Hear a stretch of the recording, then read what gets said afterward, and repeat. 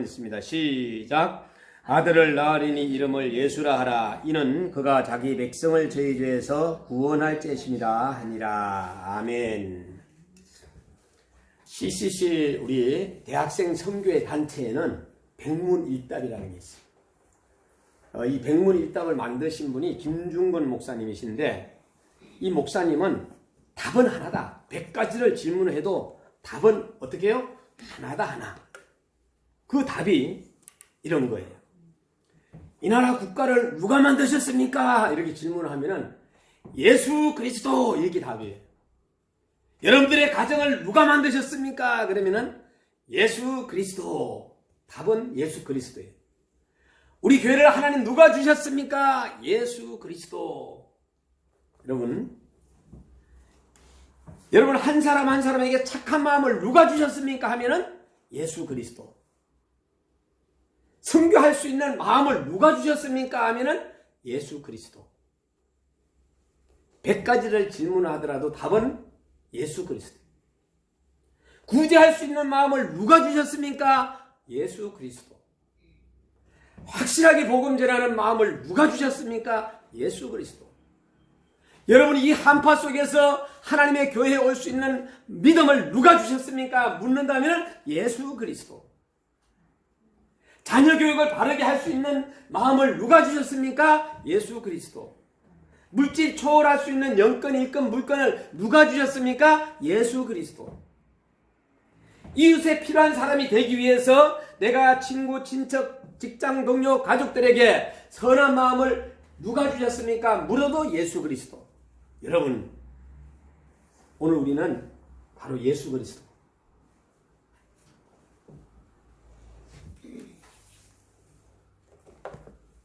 마태복음 1장, 저와 여러분이 읽었던 21절, 아들을 낳으리니 이름을 예수라 하라.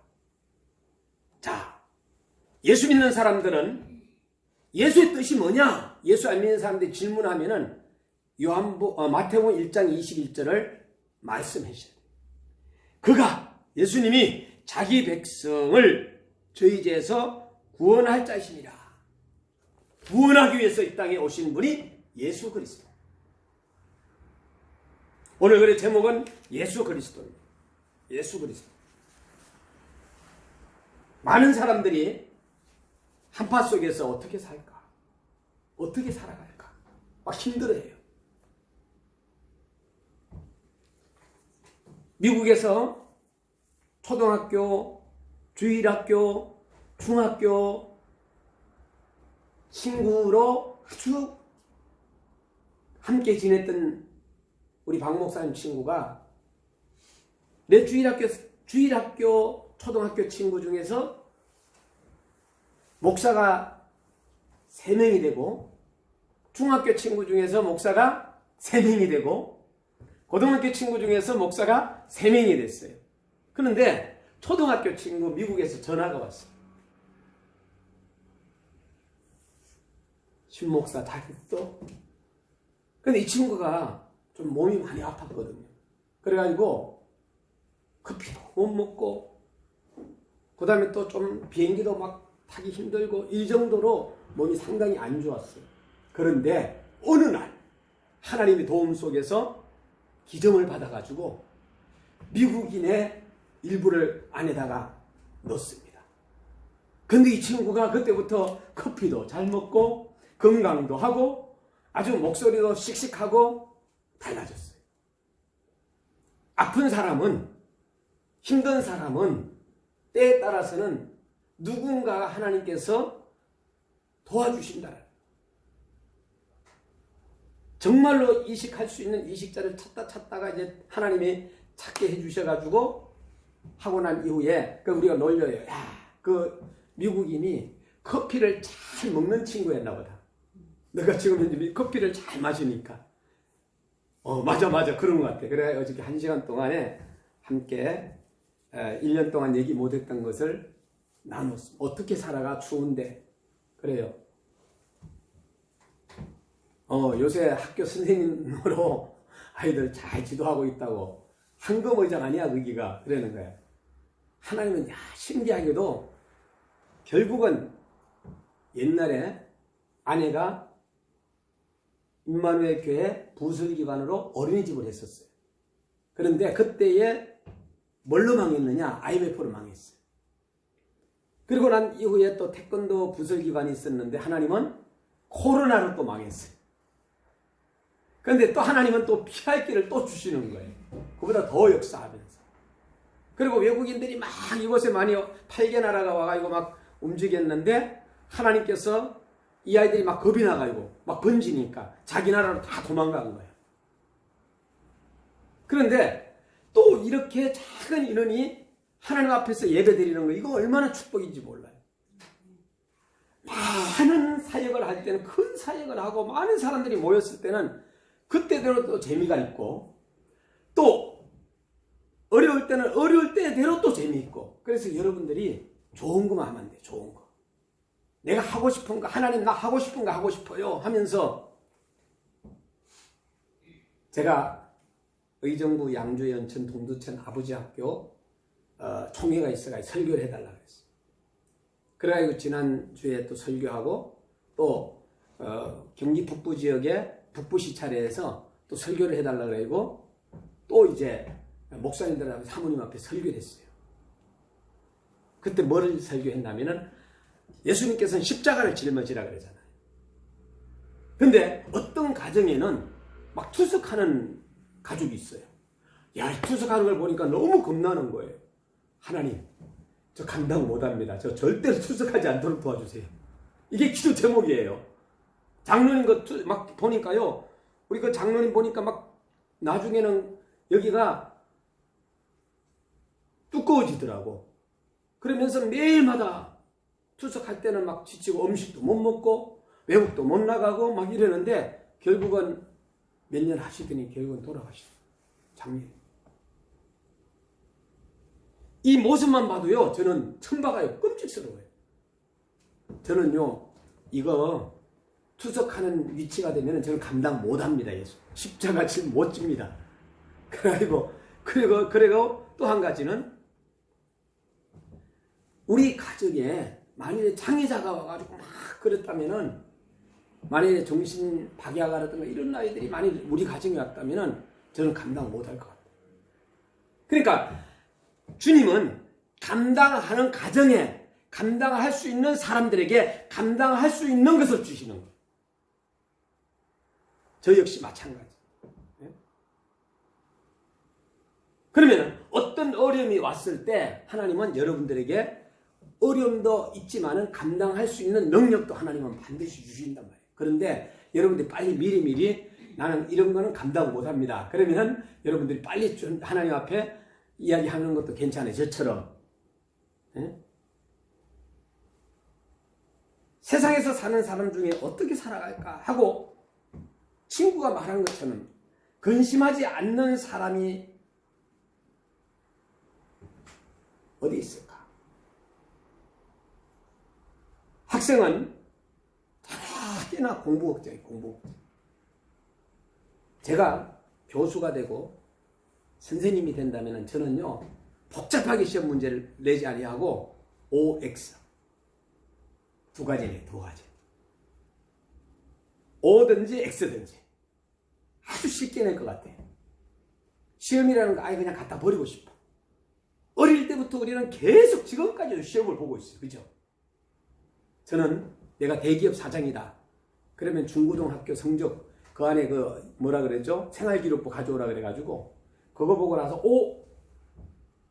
결석도 한 번도 안 했어. 이 자식은 매일마다 결석했네. 그러면 난 결석 안 하나에 뽑을 것 같아. 시험 보지 않고 면접 보지 않고. 응?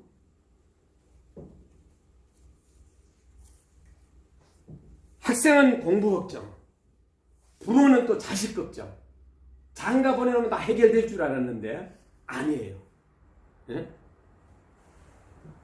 기업인은 기업 걱정, 정치가는 정치 걱정. 여당과 야당과 빨리빨리 이거 합의를 해줘야지. 네? 내년도에 집행을 하고 하는 데 있어서 정말로 서민들이 어려움을 만나지 않는데 이거 계속 싸움만 하고 있는 거예요. 정치 걱정, 은행 가는 돈 걱정,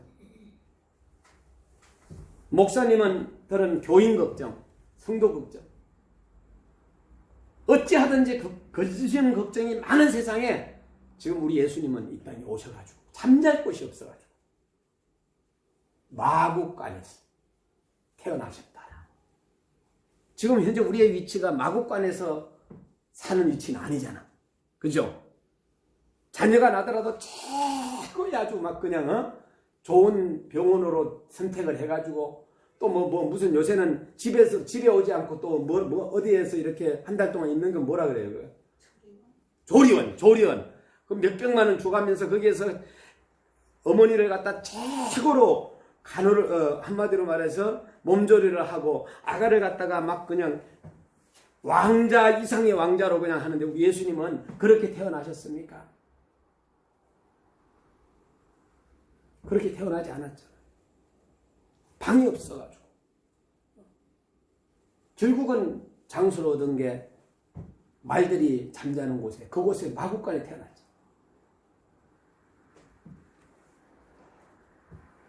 요한복음 14장 1절을 보면 예수님께서 이런 말을 했어요. 너희는 마음에 근심하지 말라. 그런데 우리는 매일마다 근심해. 근심해가 해결될 것 같으면 근심하도 되는데 안 돼요. 술을 막 품어셔 가지고 모든 문제가 해결된다면요, 제가 차 빡대기를 한마디로 한차 사가지고 내가 준다 그랬어요. 담배 피워가지고 해결될 것 같으면요, 담배 보루라 그래라 그렇게 해가지고 준다 그랬어요. 응? 해결 안 돼요. 남들 폭력해가지고 해결될 것 같으면은 안 돼요, 안 돼. 응? 주님은 너희는 마음에 근심하지 마. 베드로전서 5장 7절에는 너희 염려를 다 주께 맡겨버리라. 주님께 맡길 때 해결되는 거예요. 그런데 마태복음 6장 25절 너희는 목숨을 위하여 무엇을 마실까? 목숨을 위하여 무엇을 입을까? 목숨을 위하여 무엇을 먹을까? 염려하지 말라고 이렇게 말씀합니다.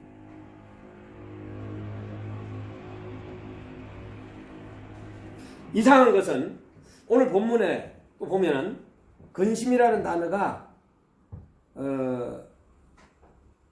요한복음 14장 1절에서만 봐도 여러 번 나옵니다. 고린도후서 2장 1절에 7절에 보면은 또 근심이라는 단어가 9번 나옵니다. 근심하지 않는 것을 권하고 있어요. 이와 비슷한 양상으로 주님은 싸움을 싸우지 말라고 하셨어요. 디모데전서 6장 12절에는 싸움을 싸우라고 또 했어요. 이건 뭔 뜻이냐?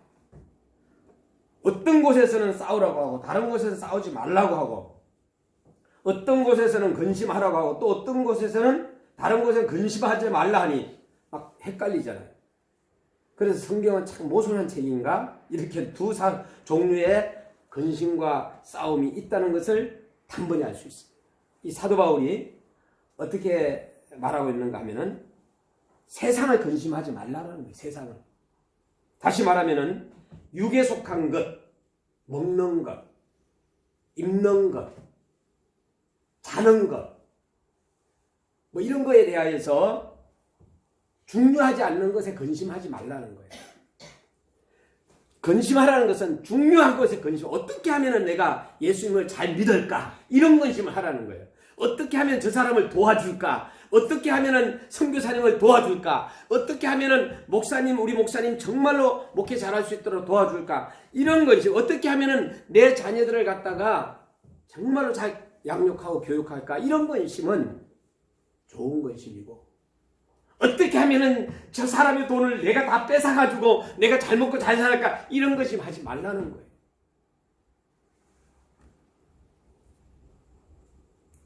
우리 예수 믿는 사람은 영권, 인권, 물권을 초월해야 된다. 그렇게 생각해요. 오늘 우리는 이웃에 필요한 친구, 사람이 되기 위해서 우리는 근심해야 된다. 어떻게 하면 예수님을 잘 믿다가 잘 죽을까? 이런 근심. 어떻게 하면 설교 준비를 잘하고 어떻게 하면 저 사람들에게 복음을 전해가지고 저 사람이 예수님을 믿게 할까? 이런 근심. 어떻게 하면 내가 저 사람을 도와줄까 하는 근심. 여러분, 그래서 우리는 하나님을 매일 감동시키자. 저는 늘 그렇게 얘기했어요.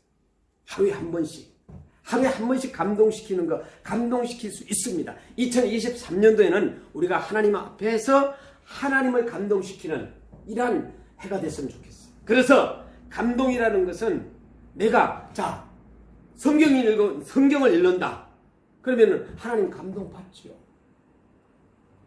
기도한다. 하나님 감동. 그러면 하루에 한 번씩 하나님을 감동시키면 1년이면 365회. 87세 권사님에게 신방을 왔어요. 아프신 분이었는데 많이 회복됐어. 갔더니 설교 방송을 듣고 있는 거야. 와, 우리 권사님 말씀 듣고 있네요. 그래 했더니 그것뿐만 아니라 막 필기도 해요. 매일마다 성경을 갖다 한 40장 쓰는데 이분이 하는 입에서 말씀이 어떤 말씀이냐? 저 말씀을 내가 듣지 않으면은 내가 살아갈 수 없습니다, 목사님. 이 말씀이에요.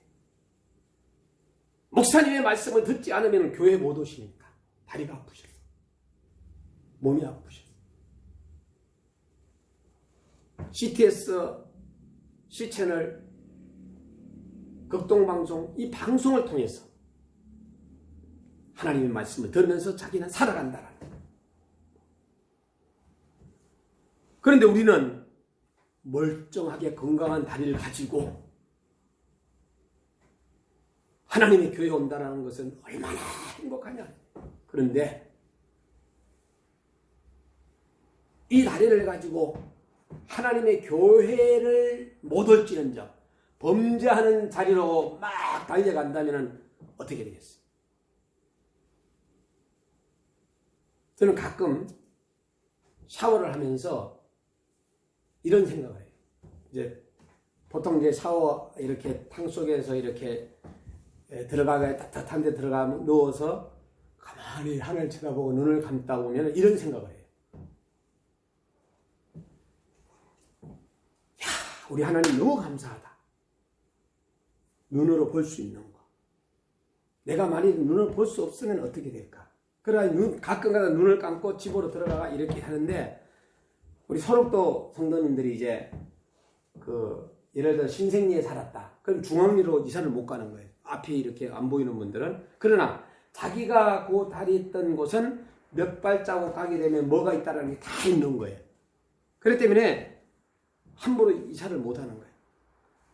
저게 앞을 많이 잃어버리기 때문에. 마찬가지로 우리도 이곳에서 있다가 몇십 년 살려면 이쪽으로 몇 발 가고 우회전 하면은 화장실이 있고 이렇게 하잖아요. 야, 눈을 볼 수 있다는 거 이거 얼마나 감사해요. 하나님 감사합니다. 또 내가 눈은 떴어. 눈은 떠가야 다 볼 수 있는데 만약에 귀로 들을 수 없다 그러면 어떻게 될까? 이것도 답답할 것 같아요. 근데 우리는 한 번도 눈으로 볼 수 있는 거에 대하여 감사한 것을 한 적도 없어. 들을 수 있는 거에 대해서 감사한 적도 없어요. 또 내가 만일에 말을 할 수 없다. 난 말할 수 없으면 저거 안 돼. 예? 말 가지고 우리가 살아가는데 말을 할 수 없으면 어떻게 될까? 한번 생각해 봤어요. 어느 날 길을 막 가다가 어떤 분이 교통사고 나가 다리가 다 잘라졌잖아요. 자, 그게 나에게 만일 온다 그러면 어떻게 될 것인가? 그런데도 하나님께서 순간순간 피할 길을 주시면서 살 길을 주신 거, 여러분과 저에게 정말로 2022년도에 사건 사고가 일어나지 않은 거 얼마나 감사한지요. 예? 여러분 주변에 친척들이 많이 아프고 사건 사고가 팡팡 터지고 이러면요 정말로 힘들어요. 어떤 가정에는 불이 난다든가, 어떤 가정에는 코로나로 죽었다든가, 또 어떤 가정에는 교통사고를 해가지고 또 병원에 입원했다든가, 또 어떤 가정에는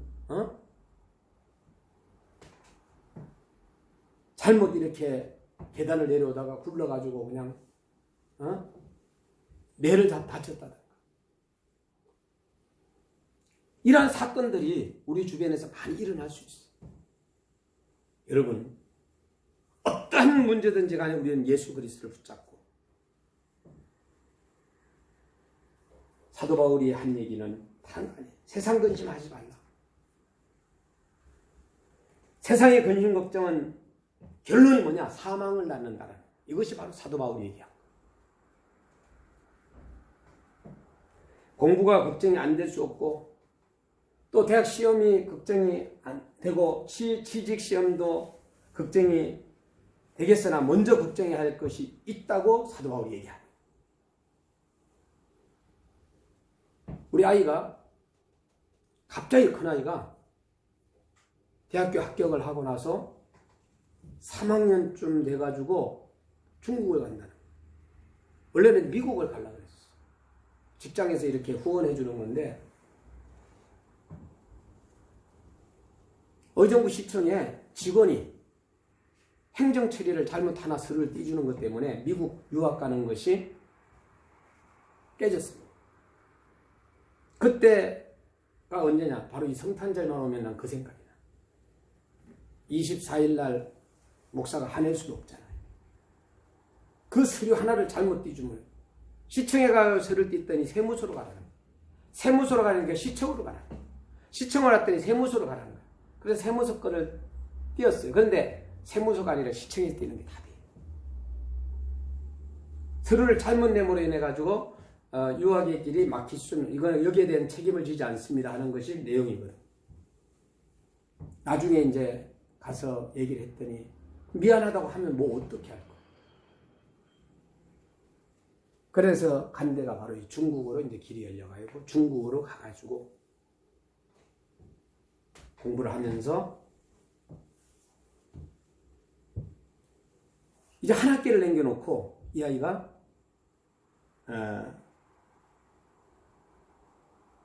CCC 파송 선교사로 간다는 거예요. 그래서 내가 그렇게 하지 말고 졸업을 하고 가라. 졸업을 하고. 야는 한 학기 남겨놓고 가려고 그러고 나는 졸업을 하고 가라. 그래서 이제 야는 아빠 말을 듣고 졸업을 하고 1년 동안에 중국에 가 복음을 전하고 그리고 이제 인생을 시작하는 거예요. 그랬는데 그곳에 딱 학교에 지정을 받아가지고 간사님에 갔더니 누가 있느냐? 대학교 1학년 때 함께 일본에 선교여행 갔던 자매님이 거기서 공부를 하고 있었던 거예요. 이 둘은 사랑하게 됐고요. 원래 CCC 그 선교사님들은 원래는 연애 못하게 돼 있거든요. 그런데 간사님이 특별히 허락을 해줘가지고 3개월 넘겨놓고 그 자매는 졸업하면 한국으로 들어와야 되니까 빨리 잡든지 말든지 이거를 빨리 결정을 내려줘야 되는 거거든요. 근데 간사님이 허락을 해주면서 이제 연애를 했죠.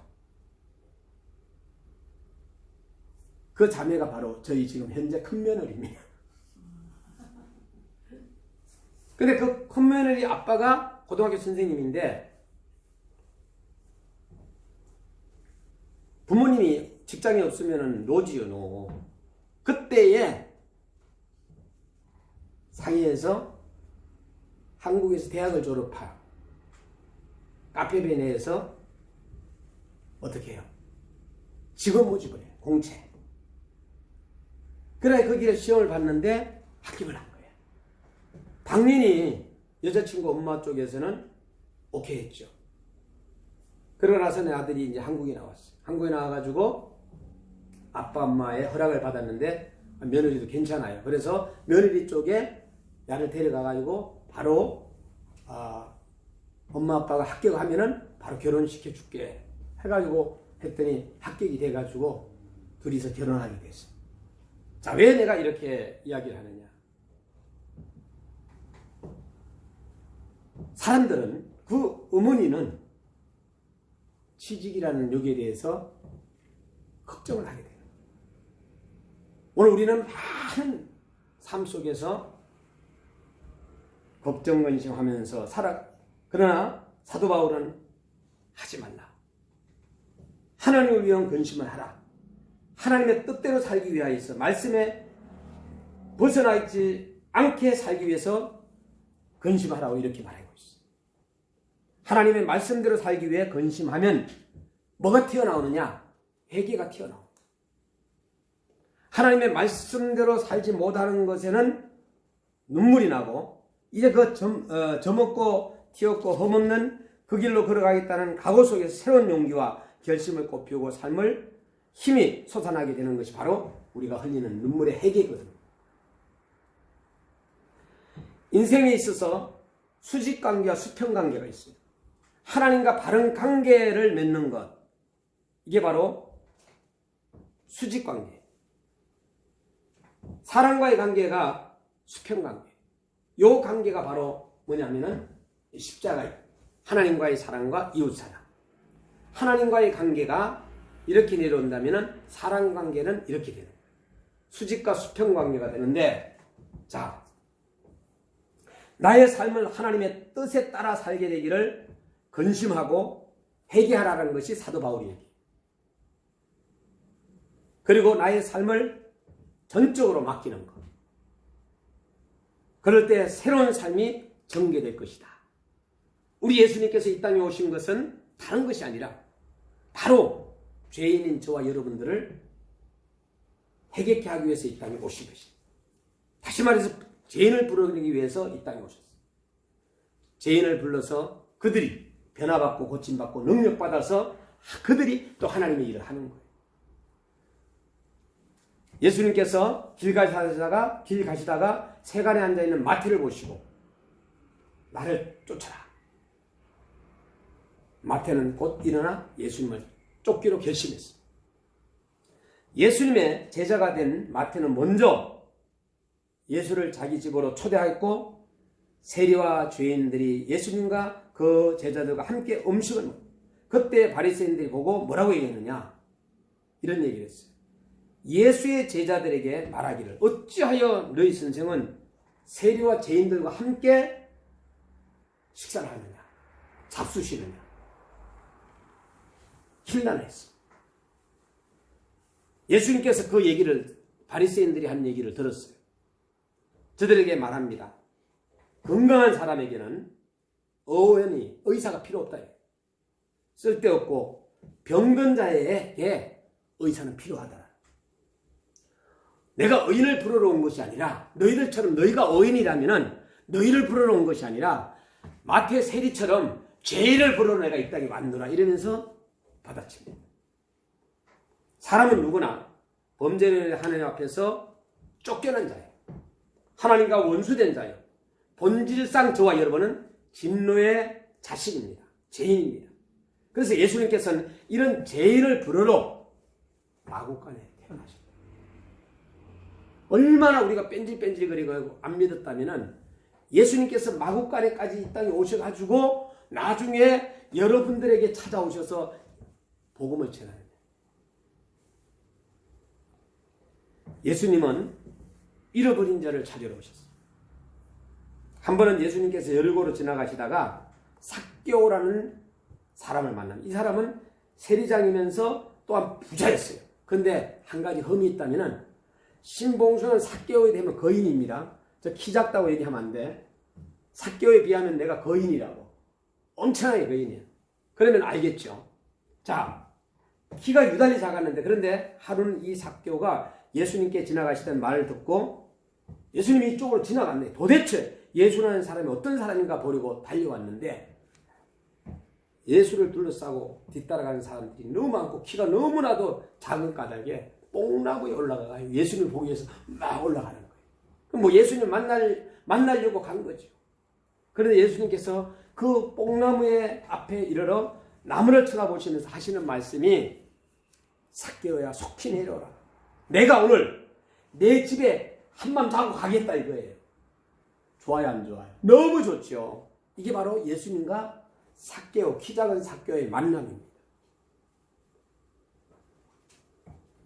삭개오는 급히 내려와서 즐겁게 예수님을 자기 집으로 영접했고 회개했고 예수님을 보고 구원을 얻게 되었고 예수님께 오늘 구원이 우리 집에 이 집에 임한다는 것을 예수님은 또 삭개오에게 얘기했고 거기에서 삭개오는 눈물을 흘리며 회개했고 내가 앞으로 남의 것을 토색한다든가 남의 것을 유린한다든가 이렇게 하면 내가 나의 모든 재산에 그것을 다 해서 갖겠노라고 고백하자. 오늘 우리는 하나님께 버림받은 자였고 예수님께서 그를 찾아가 주셔서 정말로 구원해 주셨다는 것. 우리도 마찬가지. 또 예수님은 이 땅에 오신 예수님은 섬기러 오셨어요. 이게 어디에 나와? 마태복음 20장 20절 28절에 보면 예수님께서 마지막 상경하는 길에 뒤따라가던 제자들을 우리 중에 누가 높으냐 하는 말다툼을 합니다. 예수님 제자들이 막 그냥 서로가 늘 만나면은 싸워가지고 내가 제일 높아, 아니야 내가 높아 하면서 싸운단 말이에요. 요한과 야고보의 어머니는 두 아들을 데리고 예수님께 나와 절하면서 이 두 아들을 주의 나라에서 주의 오른편 왼편의 자리에 앉게 해달라고 또 막 청탁까지 합니다. 예수님께서 이 땅에 오신 일생을 눌린 자, 가난한 자, 병든 자, 소경된 자, 그리고 또한 약한 자, 가부된 자, 고아된 자, 이러한 사람들 때문에 그 사역을 하셨습니다. 천대받는 자를 위하여 봉사하시다가 나중에 제자들 발까지 씻겨주시고 자기 몸을 많은 사람들 대성물로 바로 십자가에 달려 피 흘렸습니다. 그러면서 너희도 섬기는 자가 되라. 각자 십자가를 짊어지라. 이렇게 얘기하고 있어요. 우리 모두의 예수의 정신으로 이웃, 사회, 국가, 교회를 위하여서 섬기는 자가 되라고 말씀해 주고 있어요. 그래서 우리는 절대로 다 잊어버려도 예수라는 이름은 잊어버리지 않아요. 자기 백성을 저희 죄에서 구원할 자라. 바로 나를 구원하시는 분이 예수님이다. 이제부터는 민수기 6장 24절 26절에 여러분들의 자녀들에게 잠자든 안 자든 머리에 손을 얹고 여호와는 내게 복을 주시고 너를 지키시기를 원하며 여호와는 그 얼굴로 내게 비치사 은혜 베푸시기를 원하며 여호와는 그 얼굴을 내게로 향하여 평강 주시기를 원하노라 하면서 여러분들이 부모의 권위를 가지고 축복해 주시기 바랍니다. 저는 우리 아들에게 계속해서 아침에 새벽 예배 갔다가 잠자는 아들을 위해서, 두 아들을 위해서 기도했어요. 지금도 이제 명절이 되면 우리 집에 오면은 또 머리에 손을 얹고 여호와는 송주에게 복을 주시고 송주를 지키시기를 원하며 여호와는 그 얼굴로 언어에게 비치사 은혜 베푸시기를 원하며 여호와는 그 얼굴을 언어에게 향하여 드사 평강 주시기를 원하노라 하면서 이름을 불러가면서 기도합니다. 그 아들이 또 아들에게 축복 기도를 해주고 민수기 6장 24절에서 26절 꼭 기억했다가 여러분들이 그냥 암기하는 거예요. 그러고 난 다음에 누구에게나 여러분 조카에게도 기도해주고 또 남편할 때는 이걸 주면서 여보 내 머리에 손 얹어. 그래 남편 나를 위해서 이걸 가지고 읽어. 그러면 기도해줘. 할 수도 있는 거예요. 오늘 우리는 정말로 이제 예수 그리스도 하나님을 감동시키고 성부 하나님을 감동시키고 성자 예수님을 감동시키고 성령님을 감동시키게 되면 이 마음이 어떻게 되느냐? 절대로 어떤 돈이 없든 뭐가 없든지 간에 다른 세상 사람들이 느끼지 못하는 생각하지 못했던 성령님이 자리를 잡다 보니까 귤하고 막 이것도 싸가요 오는 거 아니에요. 어? 이게 그냥 오는 거 아니에요. 돈이 들어가는데 어? 밥을 사줘도 아깝지가 않고 어? 선물을 줘도 아깝지가 않고 이런 행동이 나오는 거예요. 이게 왜 그런지 아세요? 내 마음속에 성령이 임하게 되면은 기쁨에서 나오는 안 하면 미칠 것 같아. 그냥 내가 저 학생에게 장학금을 안 주면 내가 그냥 미칠 것 같아. 그래서 나도 주기 싫은데 이거 돈 아까운데 주기 싫은데 장학금을 주게 되고 또 어느 선교사님에게 선교비를 보내잖아요. 아까운데 하나님께서 시키는 거 어떻게 보내주고 홀로 보내는 거 아니에요. 홀로 보냈더니 하나님께서 30배, 60배, 100배의 축복을 더 주더라. 너무 신기하지 않아요? 옛날에 우리 집사님이 11조를 많이 했었어요. 근데 11조를 하다가 10만원, 50만원, 100만원까지 하더니 200만원 되니까요. 너무 아까워가지고 200만원이면은 지금 TV를 갖다가 한 대 살 수 있는데 이거 매달마다 한다? 그래가지고 막 그냥 아까움이 막 생각이 드는 거예요. 그럴 수 있죠. 충분히 그럴 수 있죠. 작은 거는 얼마든지 할 수 있는데 그러더니 하나님께서 너 10만원 내고 20만원 내고 100만원일 때 잘하더니 너 그러느냐 해가지고 200만원 내서 그럼 너 100만원으로 다운시켜가지고 그럼 100만원으로 여러분 2천만원 받고 200만원 내는 게 아니 2억을 벌고 매달마다 2억을 벌고 2천만원 하나님께 내는 게 좋아요? 아니면 2천만원 벌고 200만원 내는 게 좋아요? 안 그러면 또 200만원 벌고 20만원 내는 게 좋아? 안 그러면 20만원 벌고 2만원 내는 게 좋아요? 저 같은 경우는 2천만원 벌고 200만원 내는 게 나을 것 같아요. 그렇죠? 또 더 기업인은 또 두 가지요. 근데 사람들은요 올라가면서 변하는 또 한 가지 이것만 말씀드리고 끝낼게요. 여러분들 매달마다 하나님께서 어디선가 모르게 한 1,000만원씩 2,000만원씩을 통장으로 탁탁 들어와요. 그러면은 바보 같은 사람들요 강사가 되어요. 입에서 막 주주주주 나오게 된다. 괜히 돈이 있으면은요 힘이 있고요 국회의원 부럽지 않고요 막 이렇게 되어요. 저는 그런 사람들 너무 많이 봤어요. 저 사람 말도 잘 못하는 사람이 왜 저러지? 근데 이분이 돈을 많이 버는 거야. 돈을 벌더니 달라진 거예요. 그러고 나서는 친구들한테 밥도 사고요. 교회 성김도 잘하고요. 막 이러면서 막 하다 보니까 막 전부 다 그 사람들 뒤에 서거든요. 그러니까 이 사람의 모습이 얼굴 모습이 달라진다는 거예요. 여러분 이러한 사람이 돼야 됩니다. 자, 그렇게 해주시는 분이 누구십니까? 바로 예수 그리스도. 우리는 예수 그리스도를 확 붙잡고 2023년도에는 여러분의 가정이 팍, 자녀들도 팍, 우리 교회도, 우리나라도 여러분 때문에 정말로 하나님이 축복받는 그러한 해가 되게 하려고 기도하는 우리 모든 성도님들의 길을 주의 이름으로